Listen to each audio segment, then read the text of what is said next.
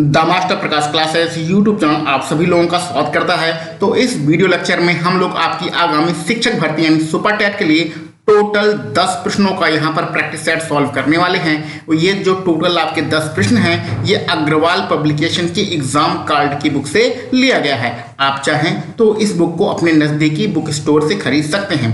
तो यहाँ पर प्रैक्टिस सेट स्टार्ट करने से पहले कुछ चीज़ों को विशेष रूप से ध्यान देना आवश्यक है, बातें करना आवश्यक है कि इस प्रैक्टिस सेट का क्या उद्देश्य है। जैसा कि बहुत सारे अभ्यर्थियों का बार बार कमेंट आता रहता है कि पिछली बार का चाहे सुपर टेट का एग्जाम हो, चाहे इस बार जो सुपर टेट होने वाला हो, उसमें उनका जो सबसे कठिन विषय होता है वो 20 नंबरों की जो गणित आती है, यही इनके लिए का सबसे ज़्यादा कठिन होती है। तो यहाँ पर भैया हमें मैथ को भैया सीखना है।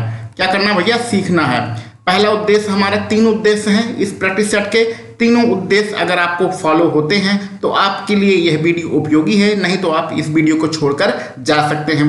पहला उद्देश्य है गणित को हमें सीखना है। बहुत सारे यूट्यूबर जादू दिखाते हैं, जादू दिखाने से सिलेक्शन नहीं होता है। 1-2 नंबर आप करके आ जाएंगे, लेकिन अगर थोड़ी सी भी डिजिट चेंज कर देगा प्रश्न में तो आप जो है वहां पर कंफ्यूज होने लगेंगे।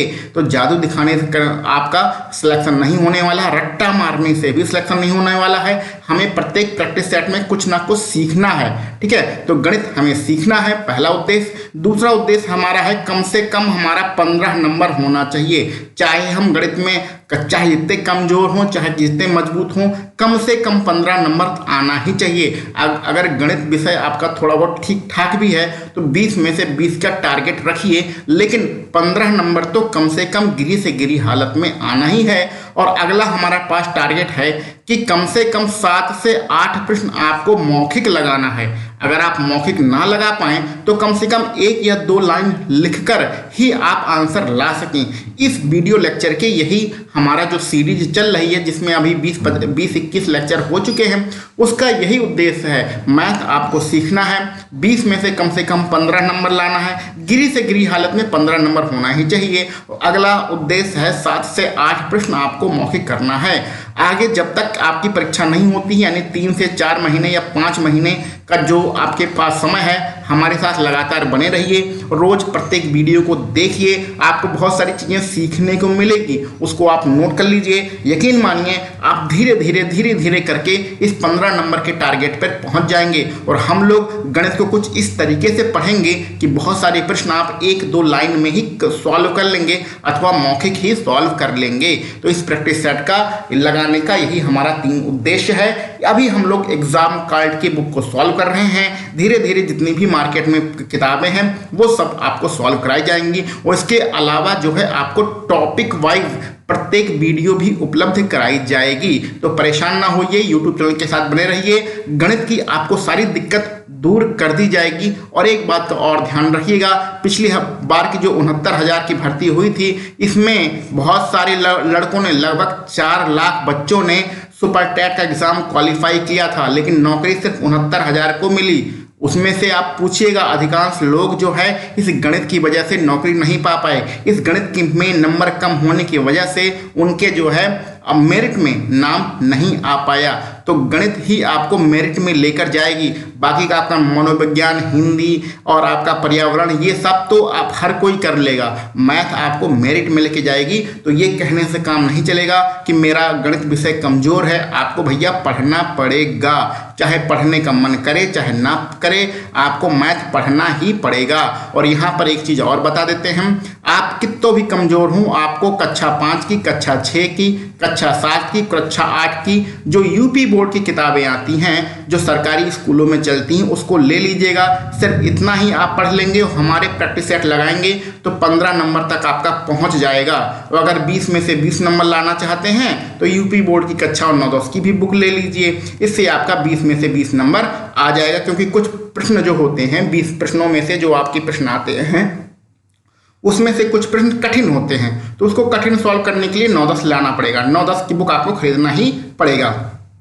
और अब एनसीईआरटी बोर्ड चलता है तो आपकी 1-2 साल पुरानी जो किताबें हों, जो आपके पास कोई भी प्राइमरी पाठशाला हो, जूनियर पाठशाला हो, वहाँ जाके आप मांग लीजिएगा, आपको मिल जाएंगी। कक्षा 5, 6, 7, 8 की किताबें आपको चाहिए। अगर नहीं होगा तो हम इसका PDF आपको उपलब्ध करा देंगे, क्योंकि हमारे विद्यालय में सारी किताबें पड़ी रहती हैं, तो इसका PDF हम आपको उपलब्ध करा देंगे। आप यहाँ से PDF ले लीजिएगा और अपनी ज़बरदस्त तैयारी कीजिए भैया, ठीक ना। ज़बरदस्त तैयारी करिए, तैयारी में कोई कमी ना रहने पाए। तो ये सारी चीज़ें आपके लिए बहुत ज़्यादा ज़रूरी हैं। अगर आपके पास PDF नहीं होगा, ये बुक नहीं होगी, तो आप बताइएगा, हम लोग इसका कक्षा 5, 6, 7, 8 का PDF उपलब्ध करा देंगे। सारी बुक पढ़ने से फ़ायदा नहीं है, इसमें जो ऐसे टॉपिक हैं जो आपकी परीक्षा में आते हैं, सिर्फ वही पढ़ना है, ठीक है। और इसका क्या उपयोगिता होगी, अभी हम सवाल सॉल्व करेंगे तो सब समझ में आ जाएगा। चलिए आगे बढ़ते हैं। ये जो प्रश्न आप देख रहे हैं, ये प्रश्न तो हम लोग पिछली बार लगा चुके हैं पिछले लेक्चर में, तो इसके आगे बढ़ते हैं। 61 नंबर पर चलते हैं। अब देखिए, ये प्रश्न है कक्षा मेरे ख्याल से 7 या 8 का ये प्रश्न है, ठीक है। बहुत ही आसान प्रश्न है। दी गई आकृति में OAB एक समबाहु त्रिभुज है, तो O केंद्र है, तो ACB का मान निकालना। चलो, ये प्रश्न तो बहुत ही आसान है, तो इसका आंसर कितना आ जाएगा 60, सॉरी, इसका आंसर आ जाएगा 30। इस प्रकार से मौखिक आपको देखकर आंसर देना, जो हमने अभी पीछे बताया। पीछे क्या आपको बताया है, सॉरी 1 मिनट, पीछे क्या बताया भैया, यहाँ पर आपको बताया ना कि 7 से 8 प्रश्न आपको मौखिक करना है। तो अगले 3, 4, 5 महीने लगातार साथ में बैठिए, और उसके बाद क्या होगा कि जब आप इस प्रश्न को देखेंगे तो ऐसे ही आप टिक मारेंगे जैसे हमने मारा है टिक, ठीक है। लेकिन इस टिक को लगाने से पहले, इस आंसर को मौखिक निकालने से पहले कुछ चीज़ें समझना आवश्यक है। चलिए हम लोग समझ लेते हैं क्या क्या चीज़ें हैं इसमें समझने के लिए। 2 फार्मूले हैं आपके वृत्त से संबंधित, उसको ध्यान से आप समझ लीजिए। उसके बाद आप ये सारे सवाल, इस प्रकार के जितने भी सवाल होंगे आप मौखिक लगाएंगे, परेशान होने की आपको कोई आवश्यकता नहीं है। तो पहले के लिए हमने पहला गोला बनाया, दूसरे के लिए दूसरा गोला बनाया है। अब ध्यान से समझिए, ये मान लीजिए इस बिंदु को हम A मान लेते हैं, ये मान लीजिए यहाँ पर जो बिंदु बना है वो उसको B बना है। तो ये A से B तक ये वाली जो दूरी होती है ये छोटा है, तो इसको त्रिज्य खंड के नाम से हम लोग जानते हैं, ठीक है। इसको अगर हम मिलाना चाहें तो मिला दें, ना मिलाना चाहें तो ना मिलाएं, उससे कोई फर्क नहीं पड़ता है। अगर हम इससे कोई लाइन ऊपर खींच दें, इसी A से लाइन हमने खींचा और B से लाइन खींचा, इसको मिला दिया, ठीक है, ये एक कोण बन गया। अब हम A से कोई दूसरी लाइन खींचें और B से भी कोई दूसरी लाइन खींचें, ठीक है। ये चित्र बढ़िया नहीं बना है, लेकिन आप समझ लीजिए। एक लाइन पहले A से खींचा, B से खींचा, जो कि यहाँ पर गया, और एक लाइन फिर A से खींचा, B से खींचा, जो कि यहाँ पर जाके मिला। तो इस प्रकार जो नीचे वाला त्रिज्य खंड होता है, इसको छोड़कर ऊपर अगर हम इन्हीं 2 बिंदुओं से कोई भी लाइन खींचते हैं और वो ऊपर जाके मिलती हैं, तो ये सारे कोण बराबर होते हैं। अगर ये x है तो ये भी x होगा।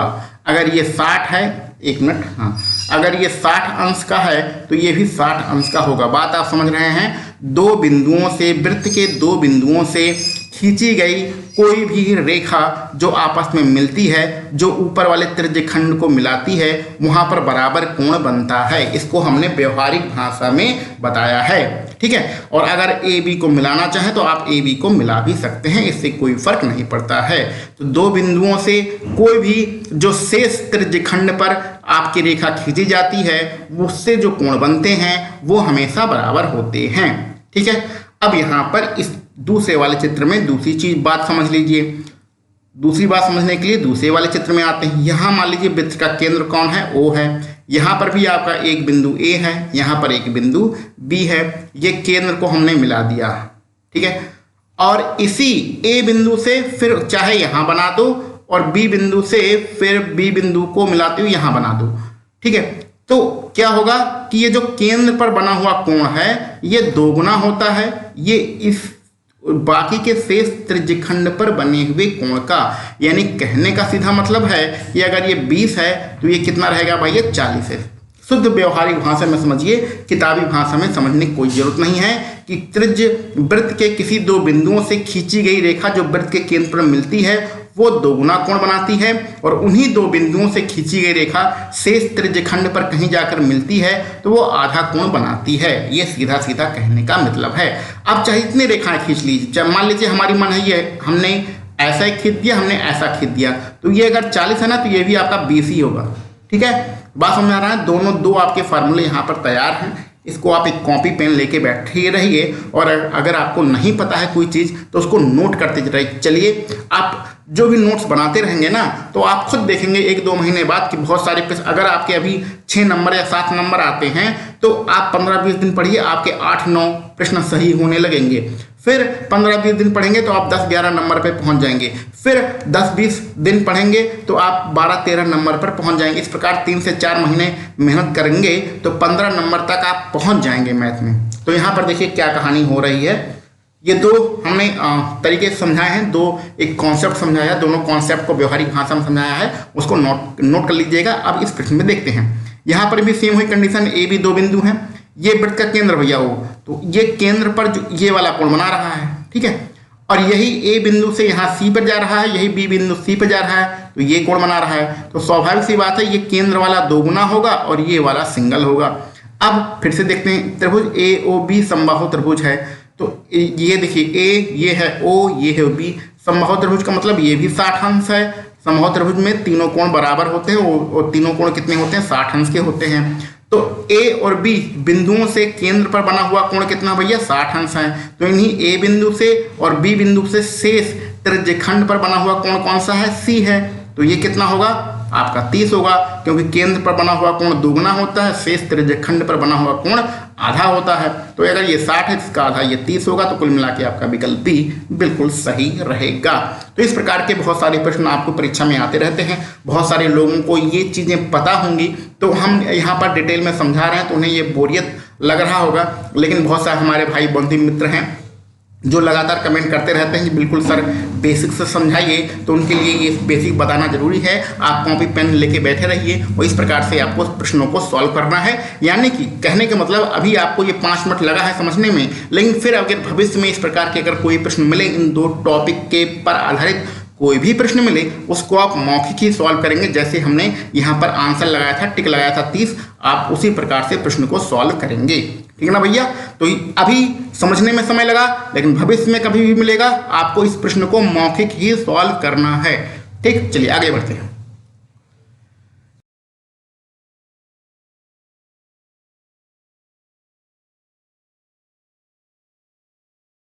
एक बेलन की त्रिज्या को आधा और ऊंचाई को दोगुना कर दिया जाए तो उसके आयतन पर क्या प्रभाव पड़ेगा। तो बेलन का आयतन क्या होता भैया, चलिए लिख देते हैं।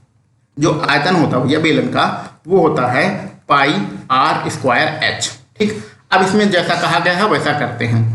यदि बेलन की त्रिज्या को आधा कर दो तो हमारा जो आयतन होगा वो क्या होगा, पाई तो रहेगा, पाई में तो कुछ करना नहीं है। आर को आधा करना है, यानी आधा करने का मतलब r/2 कर दो, ठीक है। और ये वर्ग लगा है, वर्ग तो रहेगा ही, ये आधा हो गया। और ऊंचाई को दोगुना कर दो, तो ऊंचाई कितनी है h, इसका दोगुना करेंगे तो कितना हो जाएगा 2h। अब आयतन कितना हुआ भैया, आयतन हो गया पाई, और यहाँ r है तो r का वर्ग, नीचे 2 है तो 2 का वर्ग हो जाएगा 4, और यहाँ है 2 और h, ये 2 और 4 कैंसिल आउट होगा, तो ये पाई रहेगा, ऊपर r रहेगा, ऊपर h रहेगा। ये नीचे जो 2 है ना, नीचे 2 बचा है, ये कट जाएगा, कैंसिल आउट हो जाएगा, ठीक है ना, ये 2 से कैंसिल आउट हो जाएगा। तो ये नीचे 2 बचा है, उसको हम लोग अलग लिख लेते हैं। तो बताइए ये पहले का कितना है, पहले का कितना दिख रहा है आपको, आधा ही दिख रहा है ना। पहले देखिए पाई आर स्क्वायर है, बाद में कितना है पाई आर स्क्वायर एच, तो है ये है, और फिर 1/2 है। 1/2 का मतलब क्या होता है, आधा। तो पहले का कितना भैया, पहले का आधा है, तो आपका पहला वाला विकल्प यहाँ पर बिल्कुल सही रहेगा। जितना आयतन पहले था उसका ये आधा है, क्योंकि इसमें 1/2 भी आ रहा है। 1/2 का मतलब होता है आधा। तो पहला पाई आर स्क्वायर एच, बाद में पाई आर स्क्वायर एच तो हमारे पास है, लेकिन 1/2 भी है, 1/2 का मतलब आधा, ठीक। चलिए आगे बढ़ते हैं। 3 विद्यार्थियों की मान 28 है, इनकी आयु का अनुपात ये है, तो ठीक है। प्रश्न आप सभी लोगों ने देख लिया होगा।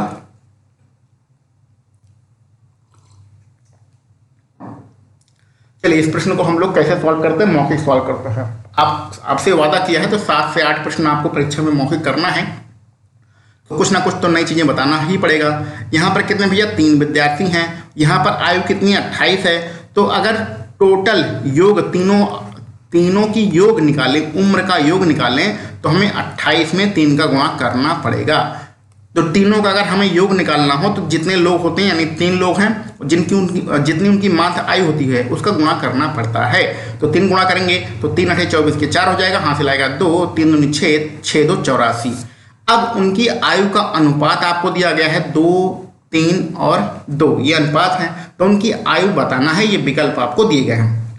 ध्यान से देखिएगा, विकल्प में जो आपका है ए बी सी डी, अच्छा यहाँ पर एक कुछ लोग गलती ये करते हैं कि सिर्फ प्रश्न पढ़ते हैं, विकल्प नहीं देखते हैं। विकल्प सोचते हैं कि जब हम सॉल्व कर लेंगे तो हमारा आंसर आएगा तो विकल्प देखेंगे। ऐसी गलती मत करिएगा, विकल्प को ध्यान से देखिए। तो यानी कहने का मतलब चाहे ए हो, चाहे बी हो, चाहे सी हो, चाहे डी हो, अगर हम तीनों की उम्र को जोड़ें तो हमारा 84 आना चाहिए, क्योंकि उनका योग 84 है। ये कॉन्सेप्ट आप समझ में आया? उनका योग 84 है, तो अगर हम चारों विकल्प को जोड़ें तो उनका योग जिसमें 84 आएगा वो हमारा आंसर होगा। तो अगर हम लोग पहले वाले विकल्प को जरा ध्यान से देखते हैं, देखिए पहले को जोड़ो तो आखिरी वाली संख्या जोड़ लो। ये 4 है, ये 6 है, ये 4 है, जोड़ो 4 4 8 और 8 6 कितना होता है भैया? 14, 14 के 4 हासिल आएगा कितना? 1 और 2 1 3 3 3 6 6 और 2 कितना होगा? 8। तो यानी कि पहला आंसर में आपका 84 आ रहा है। दूसरा जरा जोड़ें, 12 18 12 कभी जोड़ोगे तो 84 नहीं होगा, यानी कि ये आंसर आपका नहीं रहेगा। 32 44 32 को जब जोड़ेंगे तो चलिए जोड़ देते हैं, 2 2 4 4 4 8, तो पीछे 8 आ रहा है। अभी ये देखिए यहाँ 2 यहाँ 4 यहाँ 4, हमने पीछे वाली संख्याओं को जोड़ा है और तो हमारा पीछे जो इकाई का अंक होगा वो 8 होगा। हमें पीछे इकाई का अंक 8 नहीं चाहिए, पीछे हमें 84 चाहिए, यानी 4 चाहिए, तो ये भी हमारा विकल्प नहीं होगा। आखिरी जोड़ते हैं, यहाँ 8 यहाँ 8 यहाँ 8, 8 त्रिक कितना हो गया? 8 दूनी 16, 8 त्रिक 24 4, ठीक है। आगे जोड़ते हैं, हासिल आएगा 2 2 और 1, ये 3 हो गया, और 3 2 5 5 1 6, तो इसको जोड़ने से हमारा 64 आ रहा है, यानी कि ये विकल्प ही हमारा सही नहीं है। तो कुल मिला के अगर विकल्प से ही बात करें तो आपका पहला वाला विकल्प बिल्कुल सही रहेगा। तो इस प्रकार से हम लोग इस प्रश्न को सॉल्व करेंगे, विकल्प के माध्यम से सॉल्व कर सकते हैं।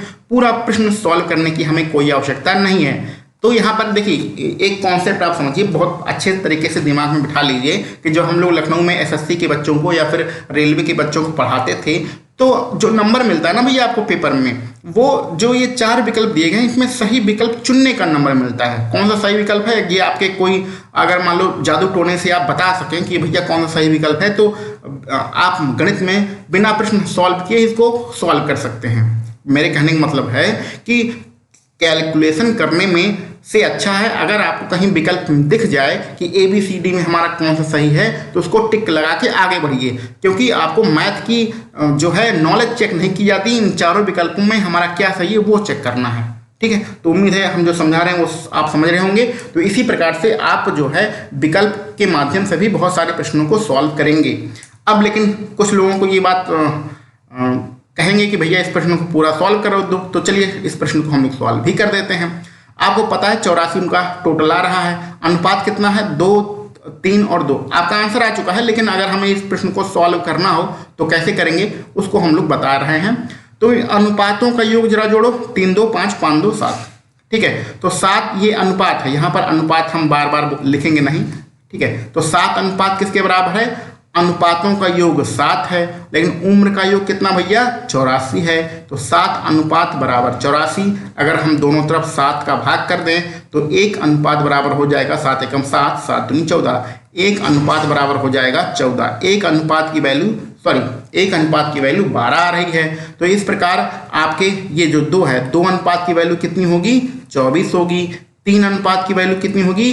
12 तिहाई 36 होगी।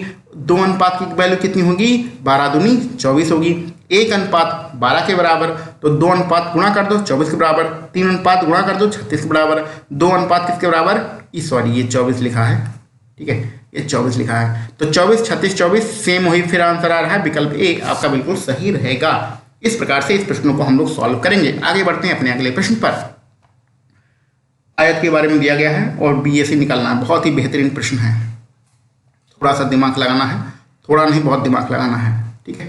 बहुत ही बेहतरीन प्रश्न है, आप सब लोग इसका चित्र जरूर बनाइए। इस प्रकार के जो प्रश्न होते हैं बिना चित्र से सॉल्व नहीं हो सकते हैं, तो इसका चित्र बनाना ही पड़ेगा। चित्र बनाइए, तब तक हम लोग इसको सॉल्व करते हैं। चित्र बहुत बढ़िया नहीं बना, चलिए कोई बात नहीं। ए बी सी डी, ये ए है, यहाँ पर बी है, यहाँ पर सी मान लेते हैं, यहाँ पर आपका डी है, ठीक है। ये आपके हो गए और ए बी सी डी। हाँ, अब इसके कोण बनाते हैं। कोण बनाने के लिए इसका कलर को चेंज करते हैं। तो डी बी सी, कहाँ भैया? डी बी और सी। पहले डी पे जाओ, डी से बी पे जाओ, बी से सी पे जाओ, तो कौन सा कोण मिला? ये कोण मिला, ठीक है। ये कोण कितना भैया? 58 है, ओके। तो बी ए सी, पहले बी पे जाओ, ठीक है, फिर ए पे जाओ, फिर सी पे जाओ, तो कौन सा कोण मिला? ये वाला मिला, ये वाला। इसका मान क्या होगा ये निकालना, ठीक, बहुत बेहतरीन, ठीक है। चलिए सॉल्व करते हैं। ये इसका केंद्र मान लो O है, ठीक है। देख भाई, जो त्रिभुज का ये वाला कोण होता है कोण B आपको पता है 90 अंश है, ठीक है। तो ऊपर वाला अगर 98 है तो नीचे वाला पूरा मिला के B 90 होना चाहिए। तो नीचे वाला कितना होगा, नीचे वाला आपका 32 रहेगा, क्योंकि 32 98 जोड़ोगे तो आपका 90 हो जाएगा। ये तो आप मौखिक कर सकते हैं ना भैया, ऊपर वाला 98 तो नीचे वाला 8 2 10 और 5 3 8 1 9 32 होगा। ये तो कन्फर्म है। अब आपको देखना है, ये बहुत ही अच्छा प्रश्न है और खतरनाक है, कुल मिला के आपको खतरनाक लेवल पे ये प्रश्न ले गया है। अब आपको देखना है त्रिभुज OAB, ध्यान से देखिएगा त्रिभुज। अच्छा, यहाँ पर एक चीज़ और समझ लो कि जैसे कि ये हमारा कोई आयत बनता है, इस प्रकार से आयत बनता है, ठीक है। तो ये इसके विकर्ण बनते हैं। तो आयत के जो विकर्ण होते हैं ना भैया, आयत के इसका नाम लिख दो ABC और D। तो इसका विकर्ण कौन सा हो गया, पहला AC हो गया, दूसरा कौन सा हो गया BD। तो आयत के जो विकर्ण होते हैं वो हमेशा बराबर होते हैं। तो जब विकर्ण बराबर होते हैं, इनका अगर आधा कर दो तो ये कटान बिंदु को O मान लेते हैं, तो इनका आधा कर दो तो आधा हो जाएगा। आधा क्या हो जाएगा, इनके आधे आधे लिख दो। तो आधे आधे कहाँ लिखें, चलो यहीं लिख देते हैं। इसका आधा AO हो जाएगा, इसका आधा OC हो जाएगा, इसका आधा O से B पे आ जाओ तो OB हो गया, फिर O से D पे जाओ तो OD हो गया। तो इस प्रकार के इनके जो आधे होते हैं, विकर्ण का जो कटान बिंदु होता है, जो आधा होता है, वो भी बराबर बराबर होता है, ठीक है। ये तो आपका कॉन्सेप्ट है। दूसरा एक चीज़ और समझ लीजिए, समझना ये है कि मान लीजिए ये त्रिभुज है हमारा, इसमें अगर ये वाला कोण और ये वाला कोण ये वाली भुजा और ये वाली भुजा बराबर है, तो इस भुजा के सामने का कोण ये और इस भुजा के सामने कोण ये बराबर होते हैं। बराबर भुजाओं के सामने कोण बराबर होते हैं। तो यहाँ पर दो कॉन्सेप्ट आपको लगाना पड़ेगा इस प्रश्न का आंसर निकालने के लिए। बात समझ में आ रहा है भैया? तो कहने का मतलब ये हमारा जो यहाँ पर ध्यान से देखिए, ये हमारा जो आपका आयत बना है उसमें O से A ये वाली भुजा और O से B ये वाली भुजा दोनों बराबर हैं। यानी कि यहाँ पर OA और OB बराबर है, क्योंकि ये आयत की प्रॉपर्टी होती है कि जो विकर्ण होते हैं उनका कटान बिंदु भी बराबर होता है। दूसरी चीज, जब ये आप ध्यान से देखिए त्रिभुज OAB में कि जब ये दो बराबर भुजाएं हैं तो OA के सामने ये वाला कोण बन रहा है और OB के सामने ये वाला कोण बन रहा है, तो ये दोनों कोण भी बराबर होंगे। यानी कि आपका A वाला जो कोण है, OAB वाला जो कोण है, वो भी आपका 32 डिग्री होगा और यही हमें निकालना था। और ये कहाँ पर है, विकल्प C में है, तो विकल्प C आपका बिल्कुल सही रहेगा। ठीक है, उम्मीद है आपको समझ में आई होंगी। यहाँ पर दो हमने फार्मूले लगाए हैं। पहला फार्मूला लगाया है कि जो विकर्ण होते हैं उनका कटान बिंदु होता है आयत में, वो बराबर होता है। दूसरा फार्मूला लगाया है कि किसी त्रिभुज में बराबर भुजाओं के सामने कोण बराबर होते हैं। तो यहाँ पर हमारा OA भुजा है और OB भुजा ये बराबर है, तो इनके सामने के कोण भी बराबर हैं। तो अगर OA के सामने हमारा 32 है तो OB के सामने भी हमारा 32 होगा और यही हमें निकालना था। विकल्प C आपका बिल्कुल सही रहेगा। बहुत ही बेहतरीन प्रश्न था, ऐसा प्रश्न जिसमें एक अच्छे खासे दिमाग की जरूरत पड़ती है इस प्रश्न को सॉल्व करने के लिए। चलिए, और भी बहुत सारे तरीके हैं इस प्रश्न को सॉल्व करने के, आप उस तरीके से सॉल्व कर सकते हैं। चलिए आगे बढ़ते हैं अपने अगले प्रश्न पर। एक शंकु का वक्र पृष्ठ का क्षेत्रफल दिया गया है, आधार की त्रिज्या है, तो उसकी त्रिज्या की ऊंचाई ज्ञात करना है। चलो भाई करते हैं। तो वक्र पृष्ठ कितना दिया है, वक्र पृष्ठ दिया है जो हमारा 12,320, ठीक है, वर्ग सेंटीमीटर। वक्र पृष्ठ का फार्मूला क्या होता है शंकु में, याद है आप सभी लोगों को, पाई और RL ये फार्मूला होता है। और ये कितना है, 12,320 वर्ग सेंटीमीटर। सबका मान रख दो, जिसका पता उसका रख दो, जिसको निकालना है उसको निकाल। ये जो त्रिज्यक ऊंचाई फिर ना, त्रिज्यक ऊंचाई हमारा L कहलाती है, L ही हमारा त्रिज्यक ऊंचाई कहलाती है। तो पाई का मान 22/7 हो गया। R का मान आपके प्रश्न में दिया गया, R मतलब त्रिज्या, तो 56 हो गया। और L आपको निकालना है, तो L को जहाँ जैसा है वैसा रहने दो। 12,320 ये आपको है, इसको कैंसिल आउट करके आपका आंसर आ जाएगा। कुछ नहीं करना है, सिर्फ इसमें आपको थोड़ी सी कैलकुलेशन कर देना है, ठीक है। चलिए 11 से पहले कैंसिल का आउट करते हैं, 11 दूनी 22, 11 से कैंसिल आउट करते हैं, 11 कम 11, फिर 11 कम 11, 11 दूनी 22 और ये आपका 0। अब किससे कैंसिल करें भैया इसको, चलिए 8 से इसको कैंसिल कर, 8 सते 56 और 8 एकम यहाँ पर बचेगा 8, हो जाएगा कितना 3, तो 8 3 24, 8 चौक 8 3 24, 8 चौक 32 और ये हो जाएगा 0। ठीक है। और ये हो गया 7 दूनी 14, 7 दूनी कितना हो गया 14, और 14 कैंसिल आउट हो गया, यहाँ बचेगा 10, और 7 के गुणा 7 का 3 गुणा 10 में होगा तो ये हो जाएगा 70। तो कुल मिला के 70 सेंटीमीटर आएगा। कुछ नहीं करना था, हल्का फुल्का गुणा भाग करना था, आपका आंसर आ जाएगा। कोई इसमें क्वेश्चन में दम नहीं है। चलिए आगे बढ़ते हैं।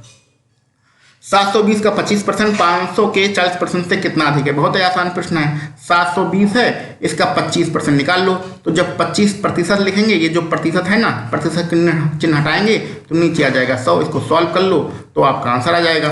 ठीक है। तो यहाँ पर सॉरी इसको सॉल्व करते हैं। अच्छा, हम 25 और 5 दूनी 10 और 2 से इसे सॉल्व करते हैं तो ये बचेगा 36, और 5 छक्के हो जाएगा 30, हासिल आएगा 3, 5 × 15, 15 × 3 18, यानी ये 180 आएगा। और अगले में आपको निकालना है 500 का 40%। तो 40% के निशान हटाएंगे तो क्या नीचे रहेगा भैया 100 आ जाएगा। ये 2 जीरो कैंसिल कर देते हैं और 5 चौके हो जाता है 20, तो ये आ जा रहा है 200, ये आ रहा है 180। कितना ज़्यादा भैया? 20 ज़्यादा है। तो 20 ज़्यादा है, 420 500 से कितना अधिक या कम है?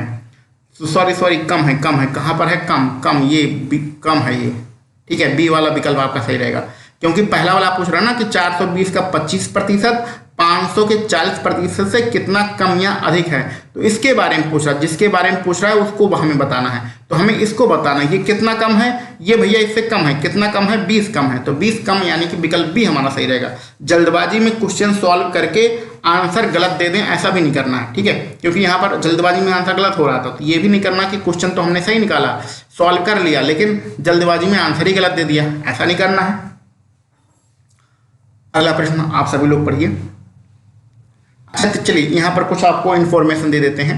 देखिए भैया, इन्फॉर्मेशन आपके लिए यही है कि जो आपके सुपर टेट के बैच चल रहे हैं उसको ध्यान में रखिएगा कि सवेरे 10 बजे आपको टोटल 150 प्रश्नों का प्रैक्टिस सेट मिलता है। तो सवेरे 10 बजे तैयार रहिए। टोटल 150 प्रश्न के प्रैक्टिस सेट को सॉल्व करने के लिए अब तक हम लोगों ने कम से कम मार्केट में जो आपके 5-6 पब्लिकेशन है उसको सॉल्व कर चुके हैं। धीरे धीरे मार्केट में जितनी किताबें हैं सबको सॉल्व कर लेंगे। ठीक है। और ये जो आपका मैथ का वीडियो है ये आपको 12 बजे मिलता है, दिन में 12 बजे। शाम को 6 बजे क्या मिलेगा भैया? सुपर टेट के लिए आपको रीजनिंग मिलेगा। रीजनिंग का सुपर टेट शाम को 6 बजे सॉल्व करिए। शाम को 7 बजे आप हिंदी सॉल्व करिए और शाम को 8 बजे आप संस्कृत सॉल्व करिए। तो वर्तमान समय में सुपर टेट के ये आपके 5 बैच चल रहे हैं। इनका टाइम टेबल याद रहेगा। 10 बजे टोटल 150 प्रश्नों का प्रैक्टिस सेट, 12 बजे गणित, शाम को 6 बजे रीजनिंग और शाम को 7 बजे आपका हिंदी और शाम को 8 बजे आपकी संस्कृत। ठीक ना? चलिए आगे बढ़ते हैं। साधारण ब्याज निकालना भैया, साधारण ब्याज का फार्मूला लगा देना, आंसर आ जाएगा। लेकिन हम लोग इसको थोड़ा दूसरे तरीके से करते हैं। साधारण ब्याज में करते हैं क्या है, ये जो प्रतिशत है और ये जो समय है इसका गुणा कर देते हैं। तो 15 का 5 में गुणा करेंगे तो आ जाएगा 75, यानी कि 75% आपका टोटल आ जाएगा।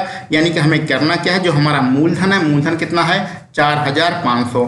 आपको क्या करना भैया, 4500 का 75% निकालना है। तो ये प्रतिशत का निशान हटेगा तो नीचे आ जाएगा 100। बस इसको सॉल्व कर लीजिए, आपका आंसर आ जाएगा। चाहे तो फार्मूला लगा के सॉल्व कर लीजिए, चाहे जो हमने तरीका बताया उस तरीके से सॉल्व कर लीजिए। साधारण ब्याज में हमेशा क्या करिए कि ये जो दर है और जो समय है इसका गुणा कर दीजिए तो ये टोटल प्रतिशत आ जाता है। जितना मूलधन है वही हमारा टोटल प्रतिशत निकाल दीजिए, आपका आंसर आ जाएगा। तो इसको आप सॉल्व कर लेंगे तो आपका जो आंसर आएगा, गुणा तो आप कर ही लेंगे, गुणा कर लीजिएगा, 3375 आपका आंसर रहेगा। विकल्प सी यहाँ पर आपका बिल्कुल सही रहेगा। ठीक है, कुछ नहीं करना था, थोड़ा सा कॉन्सेप्ट था उसको समझ लीजिएगा। ना समझ में आए तो आप साधारण ब्याज का फार्मूला भी लगा सकते हैं। आगे बढ़ते हैं। देखिए बहुत ही आसान प्रश्न है, बच्चों वाला ये प्रश्न है। इसमें ज़्यादा समझाने बुझाने की कोई जरूरत तो है नहीं।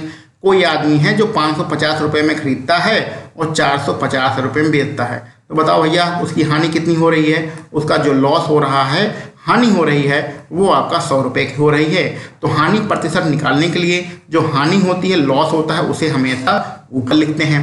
नीचे क्या लिखते हैं? नीचे आपका क्रय मूल्य लिखते हैं। क्रय मूल्य जिस पर वो खरीद कर लाया है, तो खरीद कर कितना लाया है 550 रुपये में, गुणा 100 कर देते हैं तो आंसर आपका आ जाएगा। ठीक है, चलिए इसको 5 से कैंसिल आउट करते हैं। 5 दूनी 10 हो गया और ये आपका 11 बार कटा। तो निकालने के लिए क्या होगा, ऊपर आपका 2 और ये आपके 2 जीरो थी, यानी कि 200 बचा और नीचे आपका 11 बचा। इसको कैंसिल आउट, इसका 11 का भाग करते हैं 2 में, 200 में, तो 11 एकम 11 बचेगा, 11 एकम 11 बचेगा 9, हो जाएगा 90। तो 11 अट्ठे 88। विकल्प को ध्यान से देखते रहिए, 18 दशमलव कुछ आंसर आएगा। आगे हम भाग नहीं कर रहे हैं, विकल्प को जरा ध्यान से देखिए, 18 दशमलव कुछ आंसर आएगा और 18 दशमलव कुछ सिर्फ आपके विकल्प 1 में है। तो जैसे ही आपको आंसर दिखने लगे वहां पर अपनी कैलकुलेशन को छोड़ दीजिए। आपको गुणा भाग करने का नंबर थोड़ी ना मिलना है, आपको सही विकल्प चुनने का नंबर मिलना है। तो आपका विकल्प ए यहाँ पर आपका बिल्कुल सही रहेगा। ठीक भैया, ये प्रश्न सॉल्व हो गया। चलिए आगे बढ़ते हैं अगले प्रश्न पर। देखिए, अनुपात समानुपात का बेहतरीन सा प्रश्न है ये। चतुर्थ अनुपाती निकालना है। तो चतुर्थ अनुपाती निकालने का हम यहाँ पर आपको एक नया तरीका बताते हैं। कुछ लोग क्या करते हैं, फार्मूले रखते हैं। फार्मूले ज़्यादा रट्टा मारने की जरूरत ना है, आपको जो तरीका बताएं वो यहाँ पर सीखिए। जो संख्याएं दी गई हैं वहाँ से उसको लिखिए। पहली संख्या 10 है, दूसरी संख्या कितनी है 15, तीसरी संख्या कितनी है भैया 25 है, और चौथी संख्या चतुर्थ अनुपाती मतलब चौथी संख्या हमसे पूछ रहा है, तो चौथी संख्या को x मान लेते हैं। ऐसा करिए, जब भी आपको चतुर्थ अनुपाती पूछा जाए ऐसे करिए। पहली संख्या के बीच में अनुपात का निशान लगा दीजिए, दूसरी और तीसरी के बीच में समानुपात का निशान लगा दीजिए, और आखिरी में क्या लगा दीजिए, अनुपात का निशान लगा दीजिए। तो अनुपात का निशान लगाने से हम इसको बटे में लिख सकते हैं, यानी इसको हम 10/15 लिख सकते हैं। समानुपात का मतलब होता है बराबर का निशान। यहाँ पर भी अनुपात का निशान लगा है, इसको हम लोग बटे में लिख सकते हैं। तो ये 25 बटे हो जाएगा x। आप क्या करिए, त्रिया गुणा कर दीजिए, आपका आंसर आ जाएगा। x का त्रिया गुणा करेंगे तो ये 10 के बगल में पहुंच जाएगा। ठीक है, यहाँ पर 25 है, ये है 15 त्रिया गुणा होके 25 के बगल में पहुंच जाएगा, और ये 10 त्रिया गुणा होके 25 के नीचे पहुंच जाएगा। तो इसको आप सॉल्व कर लीजिए, आपका आंसर आ जाएगा। चलिए सॉल्व भी कर लेते हैं। तो ये 5 3 15 और ये हो गया 5 दूनी 10, और यहाँ बचा 25 3 75, 75 बटे 2। तो 75 का आधा कितना होता है, 37.5 होता है। तो आपका 75 का आधा 37.5, विकल्प डी आपका यहाँ पर बिल्कुल सही रहेगा। आसान प्रश्न था, कोई दिक्कत की बात तो है नहीं। आगे बढ़ते हैं अपने अगले प्रश्न पर। चलिए, वेन डायग्राम का बहुत ही बेहतरीन प्रश्न है। ये प्रश्न हम लोग लगभग हर प्रैक्टिस सेट में मिल रहा है, और इसको सॉल्व करते करते आपको ये पूरा वेन डायग्राम समझ में आ गया होगा। ठीक है, ये ए का मान दिया गया है और बी का मान है -4, -3 और क्या है -2 और अगेन -1। आपको निकालना क्या भैया, निकालना है a - b। अब a - b का मान आप जानते होंगे, अगर पिछली वीडियो आपने देखी होगी तो अब तक ये आपका आंसर आ चुका होगा। नहीं देखी है तो चलिए इसको एक बार फिर से समझा देते हैं।